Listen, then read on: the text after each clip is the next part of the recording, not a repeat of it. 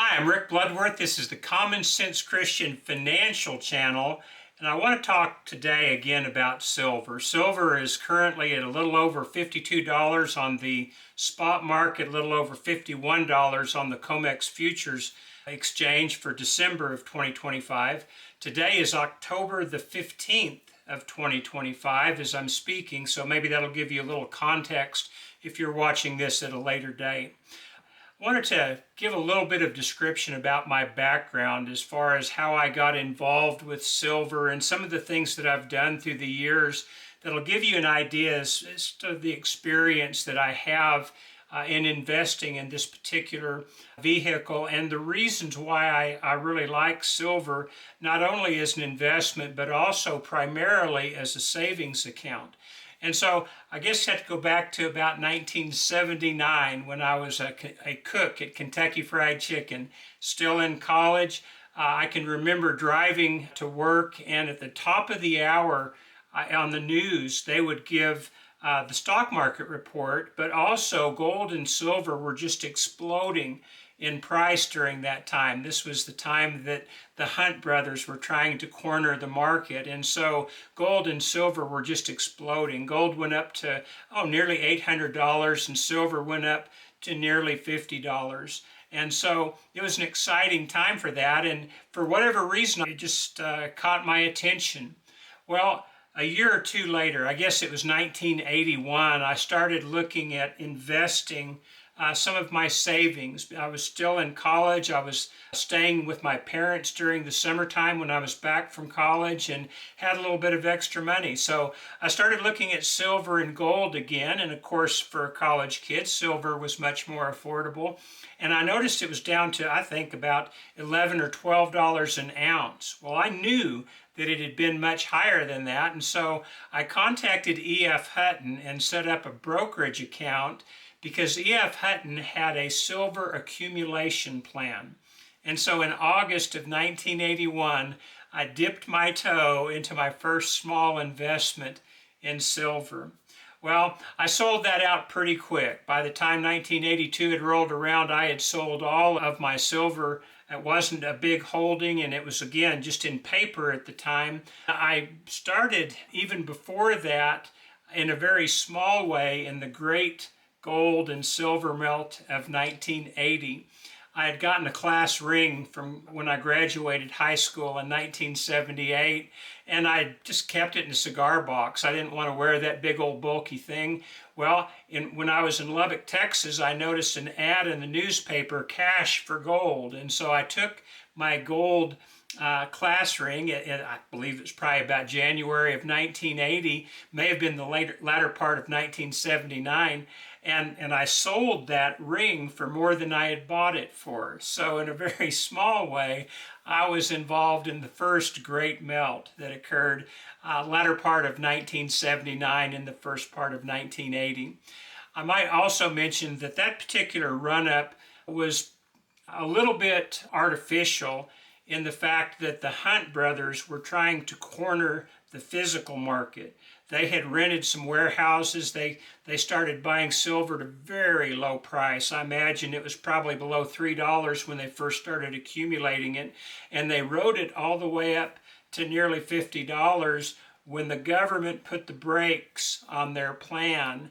And they changed the rules on the commodity exchange to where you could only sell futures contracts if you already had them. And so of course that collapsed the market nearly overnight. And so that was a little bit of an artificial rise. It was one of the most incredible advances in precious metals that's ever occurred.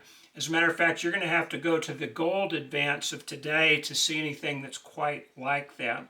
But anyway, my wife and I got married in 1982, and I started going down to our local coin shop and putting just a little bit of our savings into physical silver.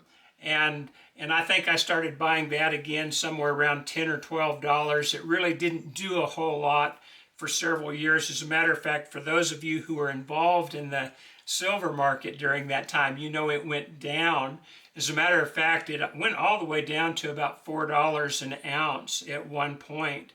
And so as my real estate business started getting more and more lucrative, I started taking some of the funds from that and investing in silver futures. Now back then you could buy a silver future contract and you only had to put at first about $850 margin down for it. I think it went up to about $1,350 per 5,000 ounce contract back then, and I did that for a number of years. I'm sure I traded well over 1,000,000 ounces during that time, just of paper futures exchange. And so I started to research silver more and more, obviously, during that time to try and make sure that I could make a little bit of a profit and hang on to what I had. Well, about 1993, 1994, I decided to get back into the physicals market. And so I bought a monster box of U.S. Eagles, I think, for the whopping price of $3,600, and then bought a little tube of 0.1 ounce gold rounds, 25 of them. I don't think there's 50 in that tube, back when gold was about, I don't know, $300 an ounce. And so that was my first foray in a bigger scale into the physicals. Shortly after that, I decided to begin to preach. And so I had a job offer in two places. One was Colorado Springs, Colorado, and another was in Happy, Texas. Well, I wanted to raise my family in a smaller place, so we went to Happy, Texas. And at that time, we had to take a very small salary. And so the investment that I had made in physical gold and physical silver came in handy because I was able to sell that over the years and kind of help supplement the income that I was making as a preacher. Well, our family started to get older. We had 3 kids. We put them all through college, and so some of the silver investments went by the wayside at that point. But I still would buy a little bit for savings each month. And then when the kids got out of college, I really started to save a lot more in silver, physical silver. And the reason I did that was because by that point I had researched the history of the silver market pretty extensively. And I had noticed that the same 2 silver dimes that you could buy a gallon of gas for when I was a little boy would still buy a gallon of gas, even though gas at that point had gotten up well over $1 a gallon, and it was on its way to $4 a gallon before the rise in petroleum was done with. And so that was a nice thing because I was able to put my savings into a vehicle that held its value. Those same 2 silver dimes today will buy you about 2 or 3 gallons of gas, depending on what part of the country you live in. And so it's proven to be a very good store of value, and it's proven to be an excellent inflation hedge. I like listening to Dave Ramsey. I think Dave Ramsey is one of the best advisors on budgets that you can find. But Dave Ramsey, for whatever reason, hates gold and silver. He thinks the stock market and real estate are the only way to go. They're certainly great vehicles for investment, but there's also risks involved in that. And quite frankly, Dave Ramsey, for whatever reason, has never researched gold and silver enough to realize that since the year 2000, it has been the best investment that you could possibly make if you don't include Bitcoin. Bitcoin's a different animal. Quite frankly, I still to this day don't understand Bitcoin, but if you have invested in Bitcoin, you've probably done pretty well through the years. So I have nothing bad to say about it. I just don't understand it. And since I don't understand it, I don't get involved with it. Silver is one thing that I do understand, and I've relied on a number of pretty intelligent experts through the years. I still listen to people like Mike Maloney on the Gold Silver YouTube channel. I've been reading Mike Maloney's material for quite a number of years. I like listening to Andy Schechtman.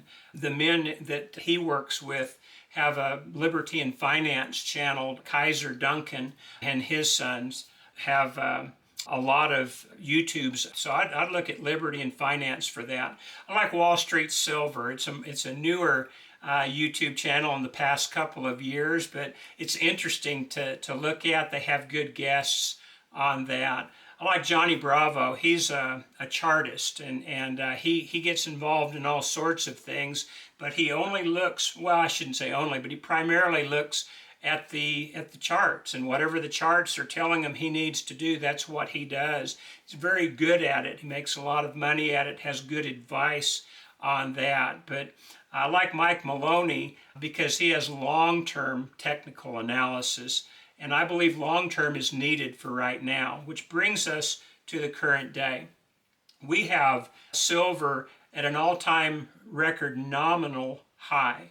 If it were to be inflation adjusted for the year 2012, the last time it was up nearly this high, you'd have to be probably at least double of what it is right now, which would be over $100. And if you went back to 1980 and used the same inflation measures that they used back then, well, silver would have to be probably closer to the somewhere between $200 and $500 range, depending on what inflation measures you use. But my point is that it's well below its all-time inflation adjusted high. And so even though it seems very high now, and there may in fact be a pullback in the next few weeks, it is not high as far as an inflation adjusted amount. And so this is something to keep in mind. One of the strategies that I have used through the years is to have the bulk of my silver investments as a savings vehicle. It's allowed us to retire on a Social Security pension that, quite frankly, wouldn't go very far in today's world. I think it's $1,777 for my wife and I total per month, and that's before they take out $370 for Medicare. And so we're looking at about $1,400 that we're making on Social Security per month. And even though we own our own home and don't have any debt, that's still not enough to live on. Just the real estate taxes alone on our house are close to $4,000. And so you can see that Social Security alone probably won't cut it.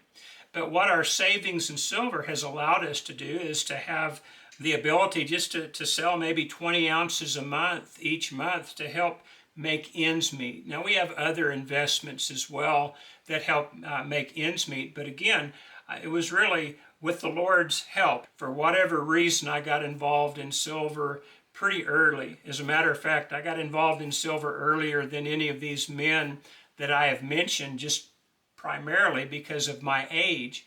Bill Holter is another guy I really enjoy listening to, and he's probably the only one that's been investing in silver longer than I have. So I've been involved with it for a long time. But again, let's get back to this. Most of my silver investment has just gone into savings. I just keep it, and then I sell it on increments each month to help make ends meet, and that should last us throughout our retirement. I also have another portion, a much smaller portion, maybe 25% of it, that I use for investment for times such as this. Silver is at an all-time record high, and so I buy and sell silver within that little margin, and when it goes up, I start selling it in increments, first of $2.50, and then in increments of $5, and then in increments of $10. And then when it goes down, and it always does correct, I can buy it back with that investment account, and then I can reinvest in the future. It might not go down this time. It might hit $100. It might go to $200. Who knows? But it might go down to $30 or lower. It's done that in the past. I'm not anticipating that happening. As a matter of fact, I think there are some structural portions of the silver market that will indicate that it should be going much higher from this point. But what things should do and what they do actually do are very often two different things. So in my investment account, I have a schedule, and when it hits my sell points, I sell it. And when it's going down and it hits my buy points, I buy it back. And it's worked out very nicely for me. This is something that you might want to consider doing if you have either large holdings in silver or gold, right now, or if you're thinking of doing that. It may be that you have a certain amount of money. You might have made a good deal of money in the stock market or Bitcoin, but now you're a little bit concerned. There, I believe, a lot of reasons to be concerned. They're talking about a central bank digital currency that will do away with the paper currency, and also the type of bank accounts that we have today. It will give governments incredible control over the people. They can not only monitor them, but they can program these central bank digital currencies to the point where you can only spend that, even though it's your money, on things that they will permit you to spend it on. So having something outside of the system that's legal, like silver or gold, will help you to bridge some turbulent times that may be ahead. I realize that they can outlaw it, just like they can outlaw free speech and they can outlaw guns, but I do believe at some point the American citizens are just going to say, we believe that the Constitution indicates that we are under the constitutional rule, not the rule of men. And so when the men differ from the Constitution, we go with the Constitution. Let me mention one more thing. This is called Common Sense Christian Financial for a reason. I believe that the main thrust, the main focus of our life needs to be our service to God. I believe part of that service, from what I read within the Scripture, is being a good steward of the things that God's entrusted us with, from our intellectual capabilities, the physical talents that we might have, but also the physical things that we might acquire through the years. We need to be good stewards of that. We need to use them in His service. Paper money is not doing very well right now. The U.S. currency has been declining at an alarmingly rapid pace in recent years. As a matter of fact, you might say that it's not so much silver and gold going up as it is the U.S. dollar and its purchasing power going down. Part of being a good steward is seeing certain things that might be lurking on the horizon and making the best prudent preparations you can so that you can continue to serve God to the best of your ability. Might not hurt to have a little bit of physical silver on hand in order to take advantage of that. Well, that's enough for today. I'm going to be away for a few days, but I'll try and get a few more videos up on the silver market in the upcoming weeks, because I do think it's something that's going to be of interest to a lot of people and hopefully help a lot of people. I also want to leave you with this. I was reading in Proverbs today. I try to read every day from the Scriptures, and I was in the 11th chapter through the 15th chapter of Proverbs, and it has some excellent perspective on our lives and on the way that we use our wealth. And this is one of the things that I came across. In Proverbs 11, verse 7, when a wicked man dies, his hope perishes. All he expected from his power comes to nothing. The righteous man is rescued from trouble, and it comes on the wicked instead. I hope you're planning on going to heaven. We don't deserve it, but we need to be serving God in such a way and being focused on going to heaven, doing our part. God's grace, Christ's sacrifice have been done for everybody, but they expect us to do our part. Let me encourage you to find out what that part is if you're not already doing that. Read the Word of God on a regular basis. The New Testament's going to tell you how to become a Christian and how to live. The Old Testament has some excellent history and some excellent advice and some excellent insights on the holiness of God that I think we all need. So I would encourage you to do that. I'd encourage you to keep the main thing the main thing. We're here to serve God. Any investments that we have, any interactions with our finances that we might have need to be done under the understanding that we're just servants of God and trying to be good stewards of what He's entrusted us with. Can we enjoy the fruits of those investments? Of course we can. But keep the main thing the main thing. We're here to serve God. We're here to help other people. We can have a good time along the way, and we can do some prudent things, I believe, to make our service more effective. Investing in silver right now might be one of the best and most prudent things to be looking into for each one of us. And I'd encourage you to do that. Well, thank you for tuning in today. Let me know what you think in the comments. I hope we'll see you again next time in a week or two when I get the next video uploaded. But thank you for tuning in today, and God bless.